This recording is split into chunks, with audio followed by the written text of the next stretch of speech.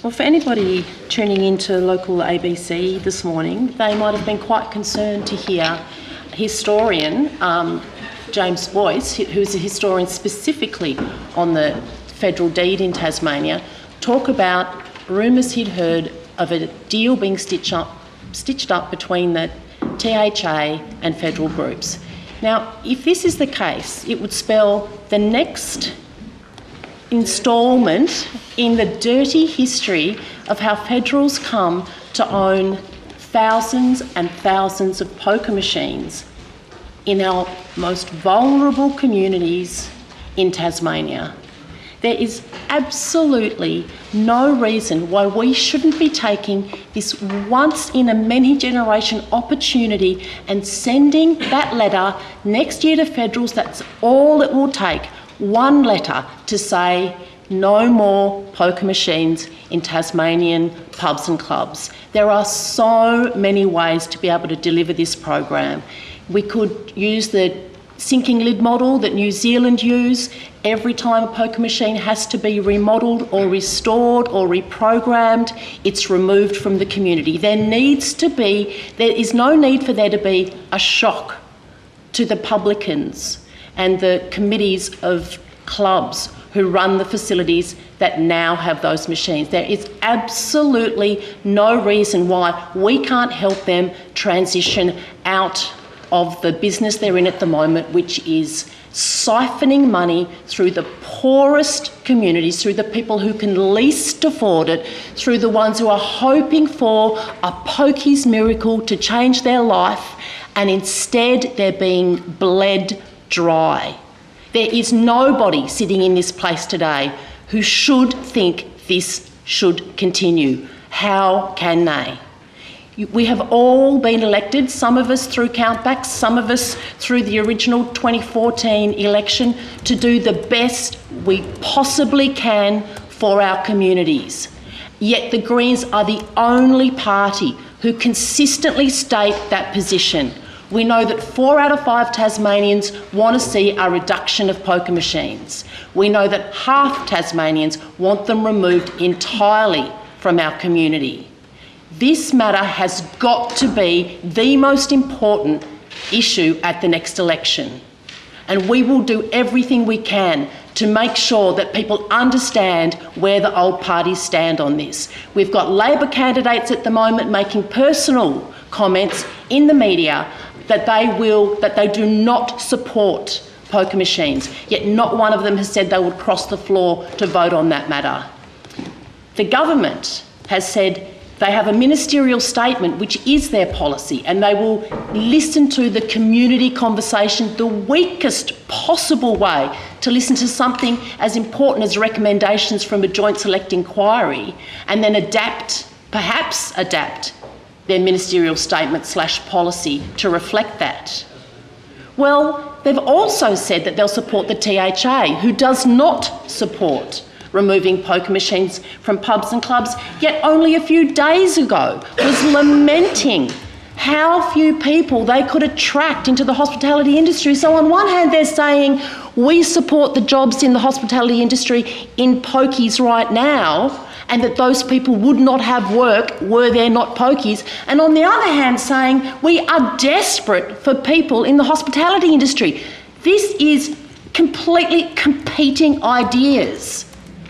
And I honestly say that Steve Old should be ashamed of himself, because he should be leading his community now. He should be leading the THA into a new world which does not involve these mousetraps, which is the operator and owner, Ainsworth, said they are nothing but mousetraps for the poor. What a terrible way to think of a device that you've created to leech money from Australian citizens. Now, we're not in the same position that Victoria, South Australia, New South Wales, the endemic corruption of pokies in those states is so deep.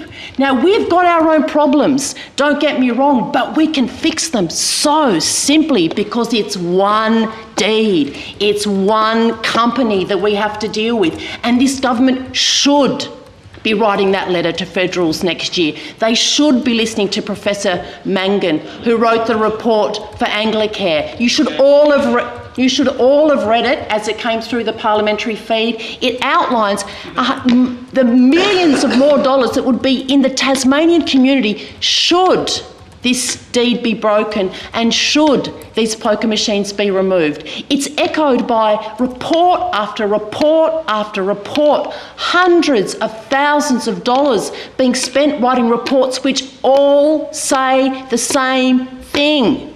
When will we stop? When will we learn? We do not need to keep commissioning reporters to tell us what we already know, to tell us what the Tasmanian community already wants.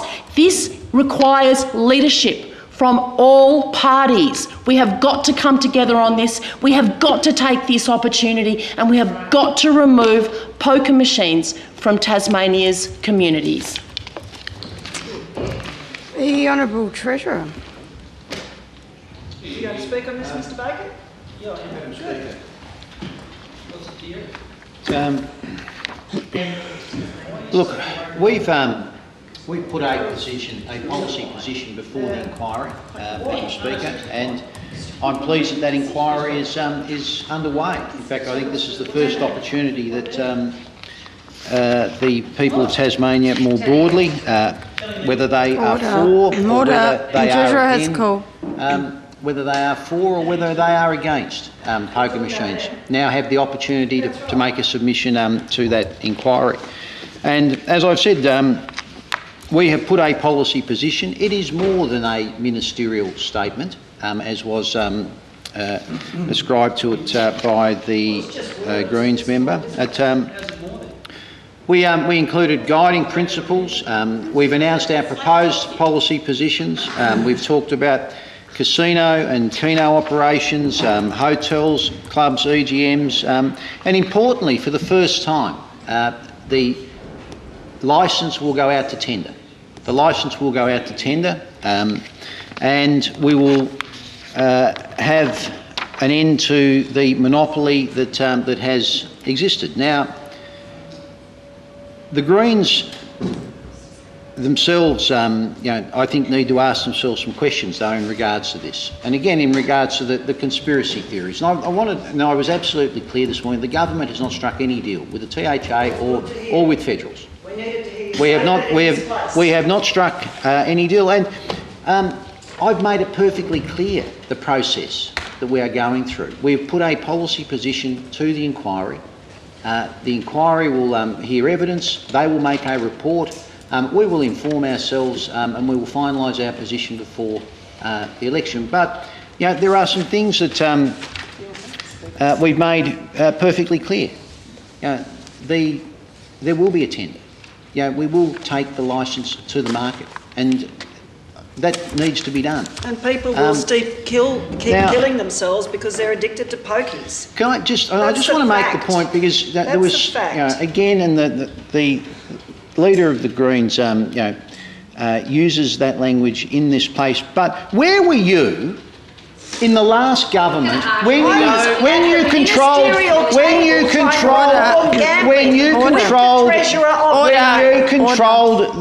the balance of power in this parliament? When you controlled the balance of power, and this is, you did not do anything. You did not do anything. We moved on $1 bet limits, which you voted The member sat in the previous cabinet and did nothing. And did nothing. Order. Look, I've warned members about the use of that language.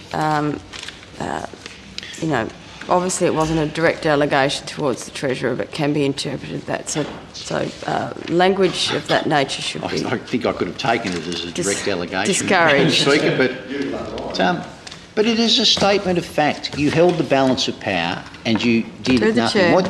what occurred in the last Parliament, Madam Order. Speaker, The member Speaker, can what have her occurred- own contribution later. What occurred in the last Parliament, Madam Speaker, was the You member... walked away from your $1 bet limit policy, that's what happened. The Order. member who wants to carry on so vociferously at the moment in regards to this issue and defend what I think is an indefensible position, because it was quite apparent in the last Parliament that they used their control on the balance of power to shut down the forest industry. That was where their focus was. That's where their focus was. And what we saw in the last Parliament was the Greens in Rewriting Cabinet history again. holding the balance of power, exercising that power to to inflict enormous damage on the forestry industry at that particular time. A lot to do with and yet Pokies. they come into this place now and cry crocodile tears when you had the opportunity. You had the opportunity. We did the right thing with the You TFA know- and we moved to get a $1 You know bet that limit. is, and you know that that's the Tasmania would case. have a $1 bet limit now that is if you a voted for statement. us. That is a Order. statement of fact, Madam Speaker, that they did nothing. They did nothing, and now they try to attempt to hold say themselves like up you as mean the it, 'cause you know it's not true. paragons of virtue. Oh, I can tell you, I mean it. No, it's not true. I know, absolutely, I know it's true, because you had the opportunity. Now, Madam Speaker, Have you stood up to a public forum? Madam They voted against their Speaker, own policy. Have you stood up Madam to a public Speaker, forum? there is a process underway. you're all We are, Order. we are very Order. pleased to have both proposed it, supported it, and put our policy position before it for the community and those in the industry, and as I've said, those for it or against it, to make their views known. And I think that that is a good process for this state to go through. The government, as I've said, will for the first time ensure that this licence goes out to the market. Yeah, that'll save lives. That this licence for the first time goes That'd out be great. to the market. We will also reduce the number of machines in hotels and clubs. to the saturation cap. We've made that position clear. And again, the member interjects, but when in government, and when she had the opportunity to do that, didn't take it. Do you Didn't remember take I it. wasn't the treasurer of the Did day, not but take you it. had an opportunity to vote for the $1 Order. bet limit. Look, I warned the member for Failed. I warned the member for Denison, who can make her own contribution at some point. And the Treasurer's time has expired. Policy in 2010. The Honourable Shadow Treasurer, Mr. Bacon. Thank you very much, Madam Speaker. It does give me great pleasure to rise to speak on this matter of public importance, which of course is around poker machines here in Tasmania. And it has been a great experience for me to be part of the select committee that's been set up involving both houses of the Tasmanian Parliament to look at this issue about what we do about gaming markets in Tasmania post the current deed that's in place after 2023. And it is the Labor Party that's gone into that process with an open mind. We've said publicly, we've said it to people privately. What we'll do is we'll listen to all the evidence from both sides of the debate, and we will then not only contribute to of course, to the report that the committee puts out, but then following that, the Labor Party will put forward a position in terms of poker machines well before the next state election, so that the Tasmanian people can decide exactly what they think is in the best interest of Tasmania. Now, we know that the Greens have a position on this. We know that the government has a position on this because they put that forward. The Treasurer just said it's a lot more than a ministerial statement. Of course, it is exactly that. It is a ministerial statement, Madam Speaker, that the Treasurer put forward in this House, first of all, and then to the Parliamentary Committee into the future gaming machine markets in Tasmania.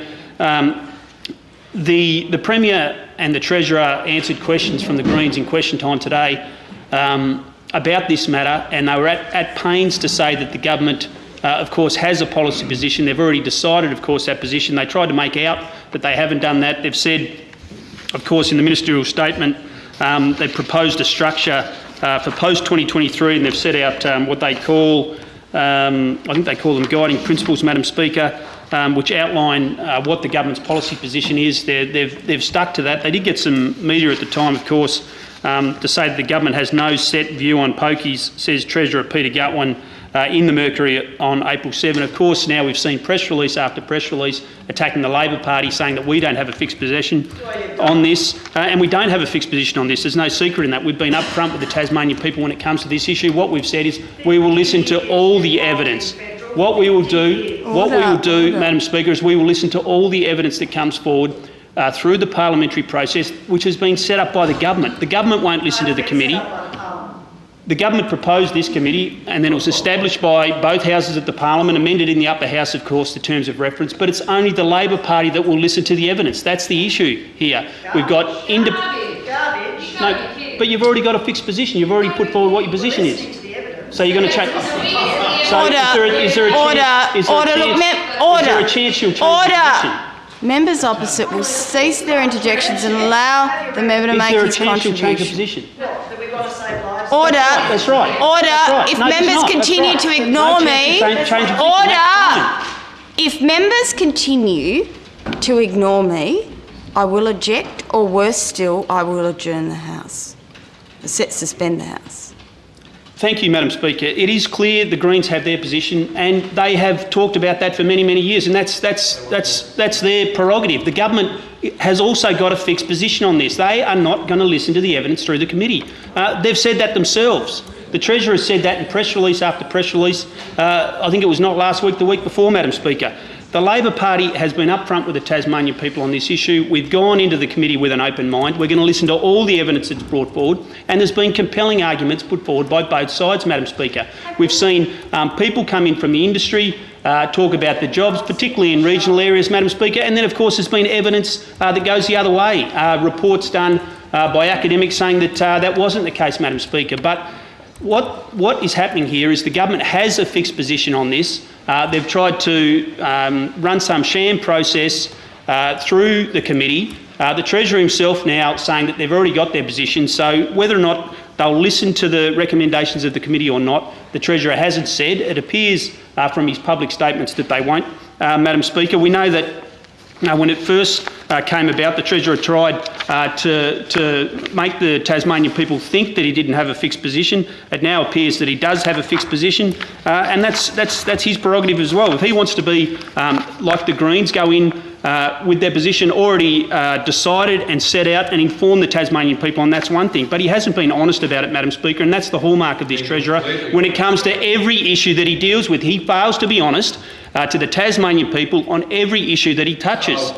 He has got a history, Madam Speaker, of making up his mind, and then he tries to crash through, Madam Speaker. He tries to always retrofit his arguments with evidence and research, advice, those kind of things, Madam Speaker. In this case, he sets himself out, of course, as the new open and transparent government, first time in history it's going to be dealt with like this, Madam Speaker, and pats himself on the back, but he's not really listening at all, Madam Speaker. What we have here is a Treasurer that wants the Tasmanian people to think that he's got an open mind on this issue, Madam Speaker, but he hasn't at all. He's got a fixed position that will not change, Madam Speaker. I think what we have here is a unique opportunity when it comes to this issue. What we will see is obviously the committee's due to report in September of this year, and obviously the election is due in March of next year. The Premier has said it's his plan to hold it in March. It does appear more and more likely the election will be in March.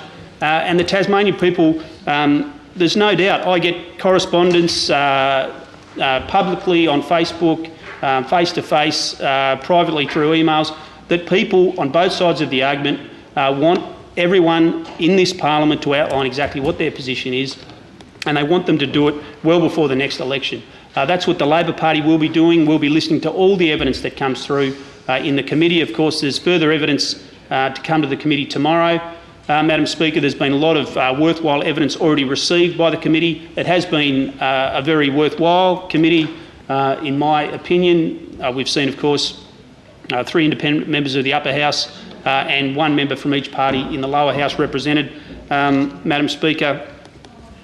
But what I think is incumbent on all 3 parties on this issue is to listen to the recommendations that come out of the Select Committee, put forward a policy well before the election, and then it will be an election issue, Madam Speaker. There is no doubt about that. I know that the Greens... The Honourable Member's time has expired. The Honourable Member for Denison, Ms O'Connor. And hopefully that drill won't continue. Thank you, Madam Speaker. The Treasurer stood in here earlier. I note that he's fled the chamber. Oh, he's back. The Treasurer stood in here earlier on his contribution and said we did nothing in the last term of Parliament in relation to the deed. A couple of things with that, Madam Speaker. First of all, the deed was not set to expire. Secondly, I was the Minister for Human Services and sitting at the Ministerial Council table with the Treasurer of the day working through the harm minimisation reforms that had been part of the arrangement Andrew Wilkie had struck with the Prime Minister, Julia Gillard. Obviously, the Greens want to see a Pokies-free Tasmania because we believe the evidence that it will save lives and livelihoods. The first step is to remove poker machines from pubs and clubs where they are causing profound harm in places like Mr Bacon's electorate, the Golden Mile, $20 million lost out of Glenorchy in the past year. So we moved in this place when each party had an opportunity to do the right thing on these issues. We moved to get casinos to pay a share of the community support levy. At the moment, it's only pubs and clubs that pay 4% of profits towards harm minimisation. Both Labor and the Liberals voted against our motion to have casinos pay a contribution towards the CSL.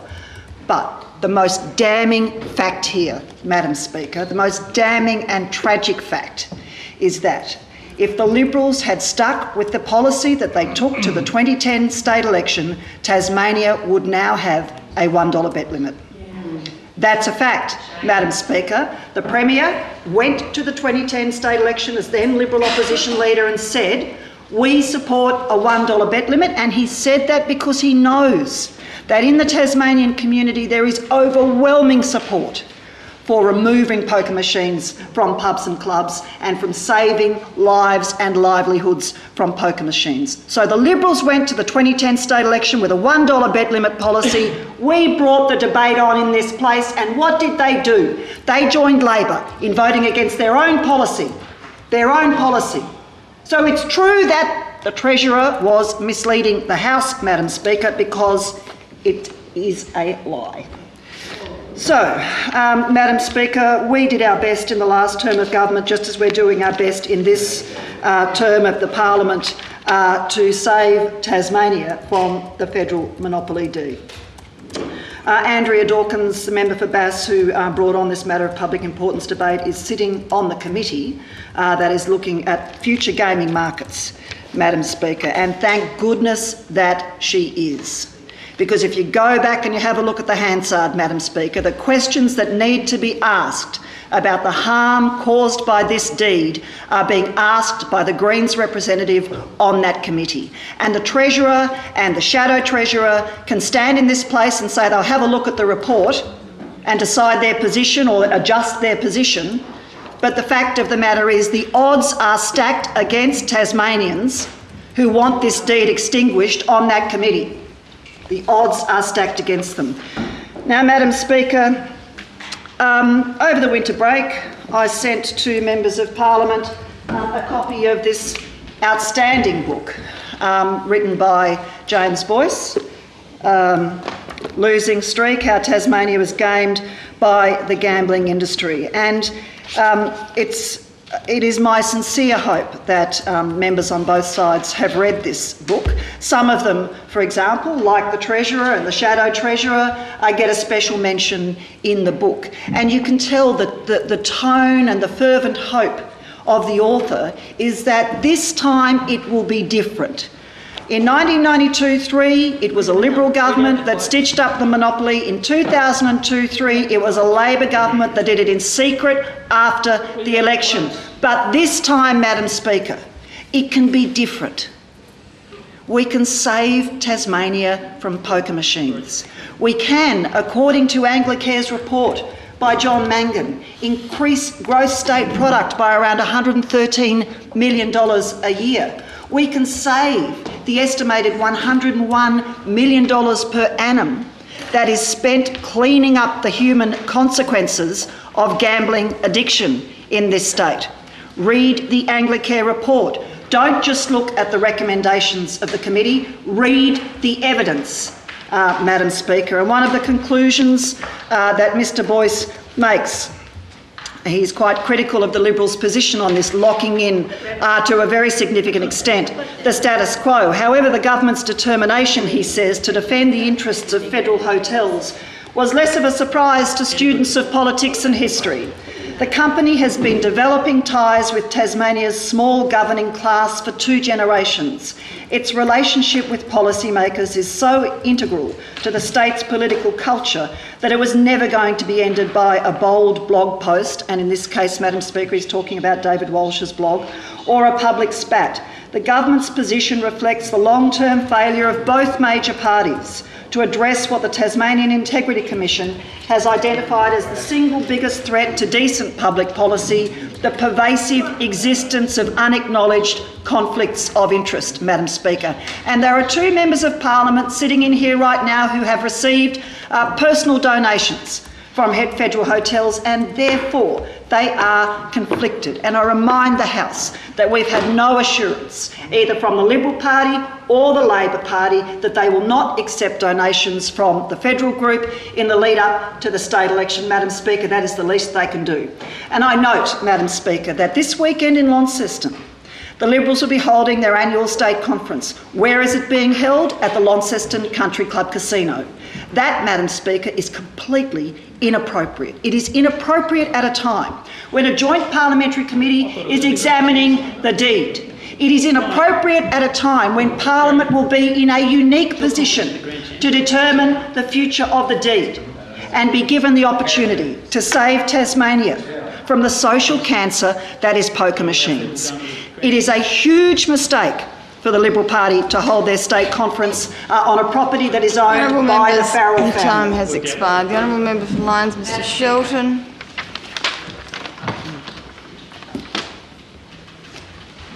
Thank you, Madam Speaker, and it gives me pleasure to rise to make my contribution today to this issue on talking about pokies and gambling. And, Madam Speaker, it's all the time I've been in this House, the Greens have harped on about this issue, and the reality is that it is legal, and there's been signed deeds, and there's controversy around that, but there's been signed deeds, and it is legal. Now, as a background, Madam Speaker, everybody is aware that I was the Mayor of Meander Valley Council, and one of the facilities, the Launceston Country Club Casino, of course, is within Meander Valley.